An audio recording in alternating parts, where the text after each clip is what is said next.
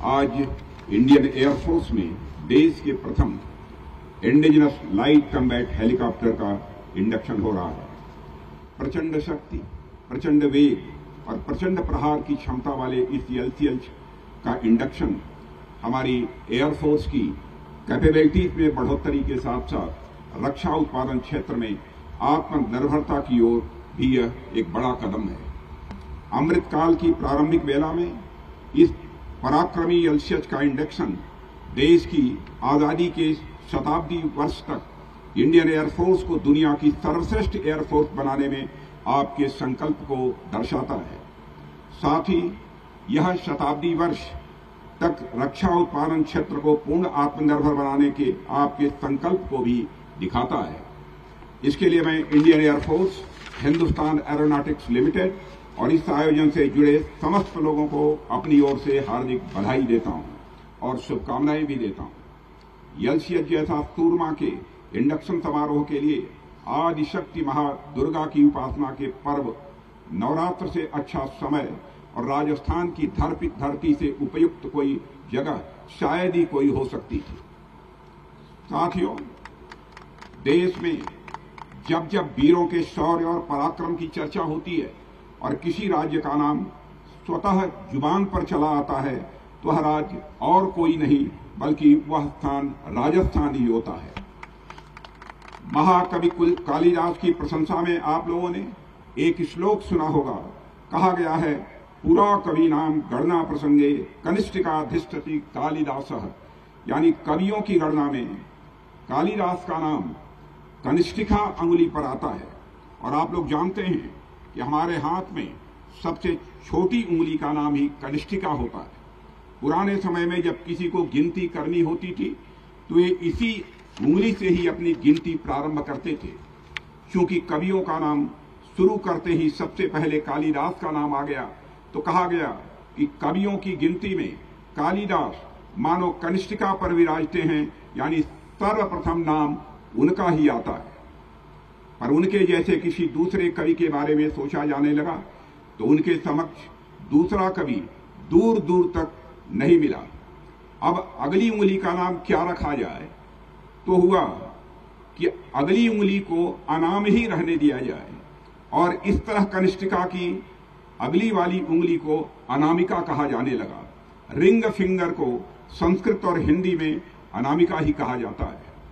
ठीक उसी तरह जब देश के महान वीर योद्धाओं और पराक्रमी व्यक्तित्वों की बात होने लगती है तो राजस्थान का नाम कनिष्ठिका पर ही आता है। यहाँ का शायद ही कोई कोना हो जिसने हमारे देश को वीर योद्धा न दिए हों। पृथ्वीराज चौहान, महाराणा प्रताप से लेकर 1971 में लोंगोवाल में लड़े हमारे बहादुर जवानों के ऐसे अनगिनत किस्से हैं जब हमारे वीर योद्धाओं ने अपनी जान की बाजी लगाकर संघर्ष किया और अंतिम सांस तक दुश्मनों से अपने देश की रक्षा की। राजस्थान में भी जोधपुर सोने पर जैसे सुहागा, राव जोधाजी राठौड़ से लेकर वीर दुर्गादास राठौड़ और ऐसे ही अनेक वीरों की भूमि रही है। उसी विख्यात विरासत के एक महत्वपूर्ण प्रतिनिधि, ओजस्वी व्यक्तित्व के धनी महाराजा गज सिंह जी आज यहां हमारे बीच उपस्थित हैं। आपके बारे में मैं क्या कहूं, आपका नाम अपने आप में इतना ही कुछ कह देता है। गज और सिंह दोनों है आपके नाम में। आप हमारी ज्ञान परंपरा में गज को ज्ञान और गंभीर का प्रतीक माना गया है और सिंह को सामर्थ्य का प्रतीक माना गया है।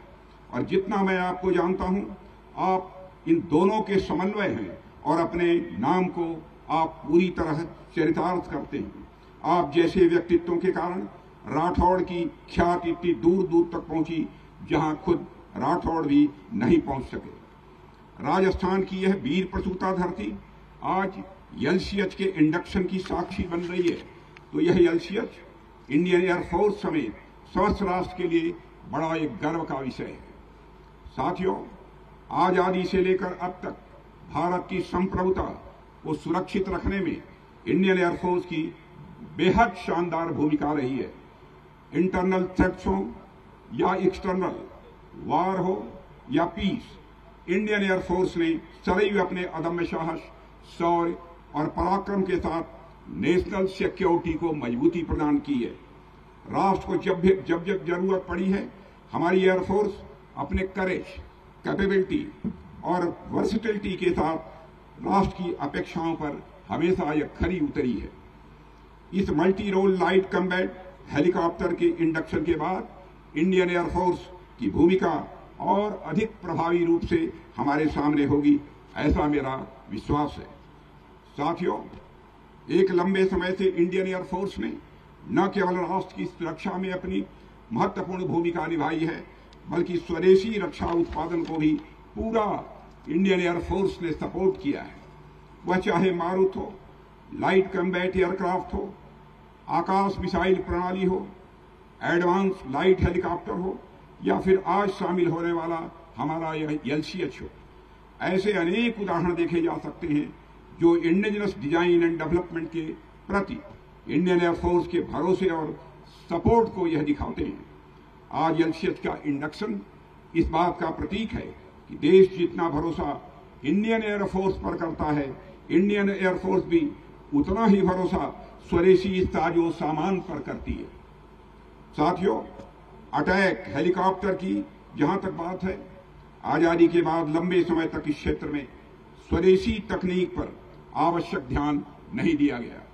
इसका परिणाम यह हुआ कि इंडियन एयरफोर्स को फॉरेन ओरिजिन अटैक हेलीकॉप्टर पर ही निर्भर होना पड़ा। अपने तो अपने UN पीस कीपिंग मिशन के माध्यम से दूसरे देशों में भी कीर्तिमान स्थापित करने वाली हमारी वायुसेना को विदेशी अटैक हेलीकॉप्टर्स का सहारा लेना पड़ा। साथियों, देश में लंबे समय से स्वदेशी अटैक हेलीकॉप्टर्स की आवश्यकता महसूस की जा रही थी, पर 1999 में कारगिल युद्ध के दौरान इसकी जरूरत को गंभीरतापूर्वक अनुभव किया गया। तब से लेकर अब तक की यानी 2 दशकों की देश की रिसर्च एंड डेवलपमेंट का प्रतिफल है LCH, और इंडियन एयरफोर्स में इसका इंडक्शन हमारे डिफेंस प्रोडक्शन की राह में एक इम्पॉर्टेंट माइलस्टोन है।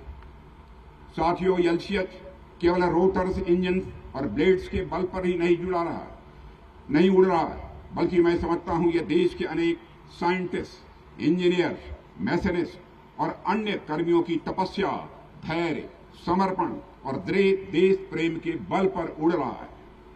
हमारी परंपरा में भौतिक वस्तुओं के साथ साथ वस्तुओं के प्रति भावनात्मक लगाव को भी बड़ा स्थान दिया गया है। ये दृश्य वस्तुओं के प्रति हमारी अदृश्य भावनाओं की शक्ति को भी इस देश ने जाना है और समझा है। भारत में वेपन्स, इक्विपमेंट और प्लेटफॉर्म्स को भी आध्यात्मिकता के नजरिए से देखा गया है। परसों यानी विजयदशमी के दिन होने वाली शस्त्र पूजा के पीछे यही कारण विद्यमान है। LCH के डेवलपर्स में भी मैं तप, त्याग, समर्पण और राष्ट्र के प्रति निष्ठा देखता हूं। जहां ये सब गुण होते हैं, विजयश्री का आशीर्वाद भी वही होता है। इस संदर्भ में मुझे विजयदशमी से जुड़ी रामायण की एक घटना का स्मरण होता है, जिसका जिक्र मैं यहां पर करना चाहूंगा। साथियों, राम रावण युद्ध का अंतिम दौर चल रहा था। उच्च कोट के रथ पर सवार अनेक प्रकार के अस्त्र शस्त्रों से सुसज्जित होकर युद्ध क्षेत्र में पहुंचे रावण को देखकर विभीषण को बड़ी ग्लानि हुई, बहुत चिंता हुई। रावण रथी विरथ रघुवीरा, देख विभीषण भयउ अधीरा, यानी विभीषण बड़े चिंतित हुए, क्योंकि राम के पास न ही उच्च कोट का कोई रथ था और न ही किसी प्रकार का कोई कवच।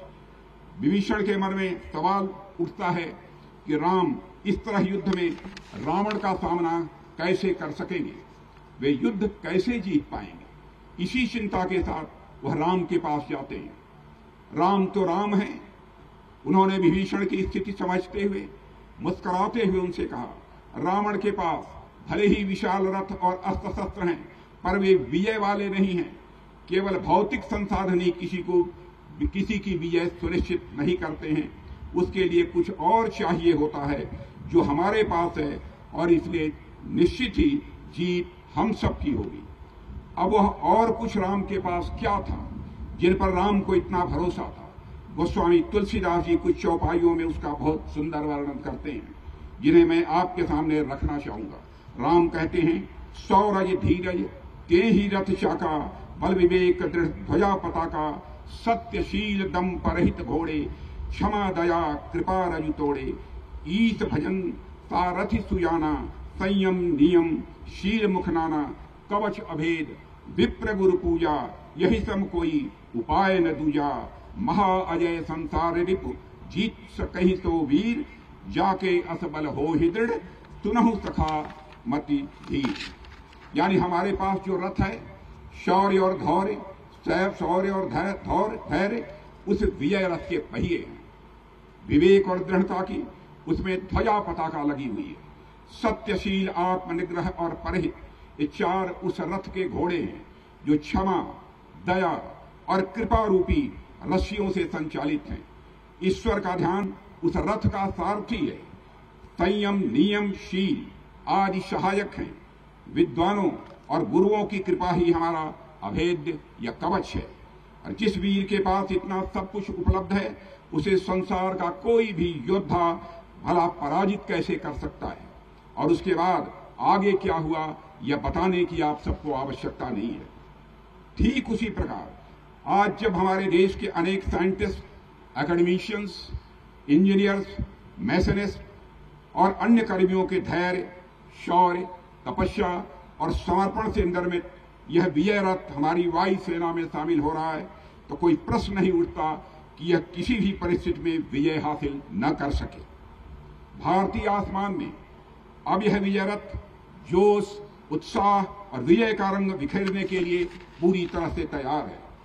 साथियों, मुझे बताया गया है कि एलसीएच का डिजाइन और डेवलपमेंट मॉडर्न बैटलफील्ड की जरूरतों के अनुरूप किया गया है।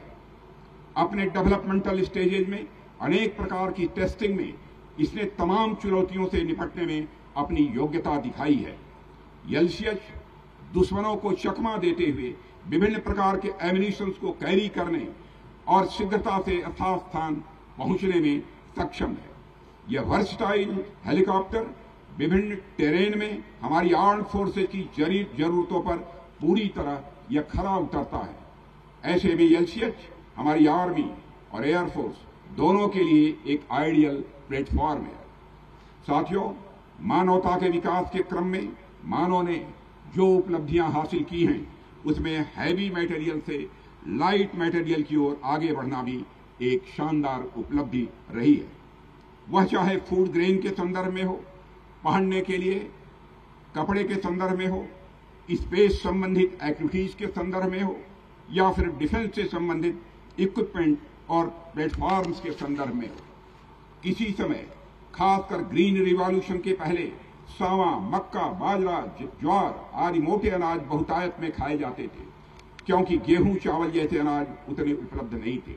पर ग्रीन रिवॉल्यूशन के बाद लोग इन अनाजों की तरफ अधिक उन्मुख हुए हैं। कपड़ों के मामले में भी टेक्नोलॉजी के अभाव में लोगों को मोटा कपड़ा पहनना पड़ता था, पर समय के साथ साथ हल्के और पतले कपड़े आते गए और हमारी रोजमर्रा की जिंदगी का यह हिस्सा बनते चले गए। अभी कुछ ही दिन पहले हमारी सेना ने भी नई यूनिफॉर्म एडॉप्ट की है, जो पहले की अपेक्षा हल्की है और आरामदेह भी है। सेनाओं में इस्तेमाल होने वाले बुलेट प्रूफ जैकेट भी, जो पहले काफी भारी होते थे, अब उसकी गुणवत्ता के साथ साथ लाइट वेट में आने लगी हैं। इसी तरह लाइट मेटल की खोज के बाद दुनिया में अनेक स्पेसशिप प्रोग्राम भी यह शुरू किए गए हैं। इसके अलावा मोबाइल फोन, कंप्यूटर आदि अनेक उदाहरण लिए जा सकते हैं, जो कपड़े और जो पहले बड़े वजनी हुआ करते थे, पर समय के साथ छोटे और स्मार्ट होते चले गए। जाहिर है डिफेंस सेक्टर में भी यह प्रक्रिया चालू है। साथियों, पूर्व में सेनाओं ने हाथी जैसे बड़े जानवरों से अधिक एक्टिव घोड़ों की तरफ रुख किया, बड़ी और भारी तोपों से मशीन गन की तरफ रुख किया, हैवी टैंक से लाइट टैंक्स की ओर रुख किया, जो हाई अल्टीट्यूड और माउंटेन फ्रंटियर पर अपेक्षाकृत अधिक कारगर होते हैं। हालिया यूक्रेनियन कॉन्फ्लिक्ट हो या इसके पहले की अनेक कॉन्फ्लिक्ट्स हों, हमें लेसन्स देते हैं कि हैवी वेपन सिस्टम और प्लेटफॉर्म जो बैटलफील्ड में त्वरित गति से मूवमेंट नहीं कर पाते हैं, उनकी कैपेबिलिटी भी कम होती है और कई बार वे दुश्मनों के लिए इजी टारगेट हो जाते हैं। इसलिए रिसेंट कॉन्फ्लिक्ट्स में हैवी मशीन्स के इस्तेमाल पर एक क्वेश्चन मार्क देखने को मिला है। ऐसे में उन इक्विपमेंट्स और प्लेटफॉर्म्स के डेवलपमेंट की ओर आगे बढ़ना यह समय की मांग थी, जो मोबाइल हो, जिनके मूवमेंट में आसानी हो, अधिक फ्लेक्सिबल हो और इन सब के साथ साथ लिथैलिटी और अन्य कैपेबिलिटीज की जरूरतों पर भी वह पूरी तरह से खरे उतरते हों। इस संदर्भ में मैं हमारे एचएएल के इंजीनियर्स की मैं सराहना करना चाहूंगा, जिन्होंने एलसीएच में इन सब खासियतों का एक अभूतपूर्व संतुलन स्थापित किया है। इसके नाम के साथ भले ही लाइट वर्ड जुड़ा हुआ है, लेकिन मैं समझता हूं इसका काम बहुत ही हैवी है। साथियों, एलसीएच या किसी भी प्लेटफॉर्म की उड़ान को मैं केवल उस प्लेटफॉर्म की उड़ान नहीं, बल्कि ह्यूमैनिटी की अब तक की साइंस और टेक्नोलॉजी के नॉलेज की उड़ान के रूप में देखता हूं। ग्रेविटेशनल फोर्स अपनी खोज के पहले भी और बाद में भी मानव के लिए एक पहेली बनी रही थी। निश्चित ही यह प्राणी जगत के स्थायित्व के लिए एक जरूरी फोर्स है, पर साथ ही साथ यह एक बंधन का भी प्रतीक है, जिससे मानव समेत सृष्टि के बाकी प्राणी कभी मुक्त नहीं हो सके।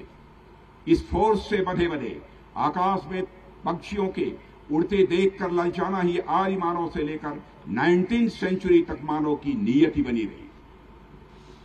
बचपन में हमने देखा है, कोई बच्चा 3-4 फीट की छलांग लगा देता था तो उसे सीधे हनुमान जी की पदवी से नवाजा जाता था।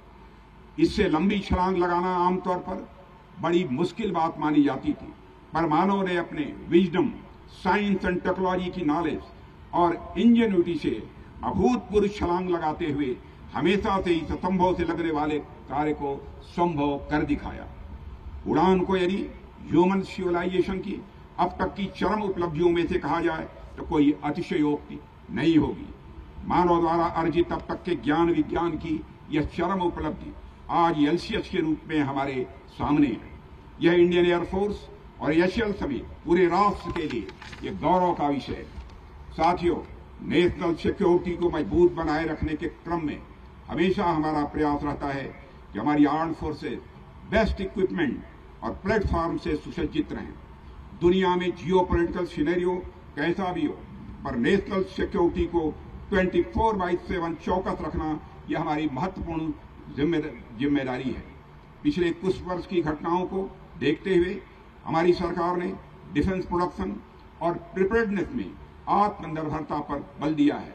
हमारे प्रधानमंत्री मोदी जी का इस पर विशेष आग्रह रहता है, यानी न केवल युद्ध कौशल में बढ़ोतरी के लिहाज से, बल्कि युद्ध के सामानों और उपकरणों में अपनी आत्मनिर्भरता बढ़ाने के लिहाज से भी सरकार द्वारा अनेक कदम उठाए गए हैं।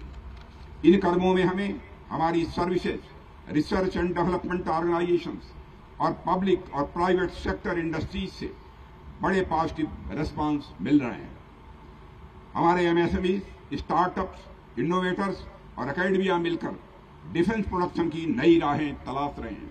मुझे विश्वास है कि सरकार द्वारा उठाए गए अभूतपूर्व कदमों का रिस्पांस भी अभूतपूर्व होगा।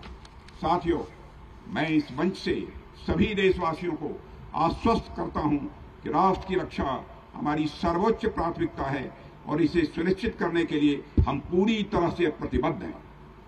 मैं पूरे विश्वास के साथ कह सकता हूं कि आने वाले समय में जल्द ही दुनिया में मिलिट्री पावर समेत जब भी सुपर पावर्स की बात होगी तो भारत का नाम कनिष्ठिका पर गिना जाएगा, यानी सबसे पहले गिना जाएगा। इस अवसर पर और अधिक कुछ न कहते हुए मैं एचएएल को अपनी तरफ से हार्दिक बधाई देता हूं, जिन्होंने समयानुसार एलसीएच की डिलीवरी की है। मुझे पूरा विश्वास है कि आगे भी आप पूरी लगन और निष्ठा के साथ इंडियन एयरफोर्स को अपना सहयोग प्रदान करते रहेंगे। मैं एक बार पुनः इंडियन एयरफोर्स को बधाई देते हुए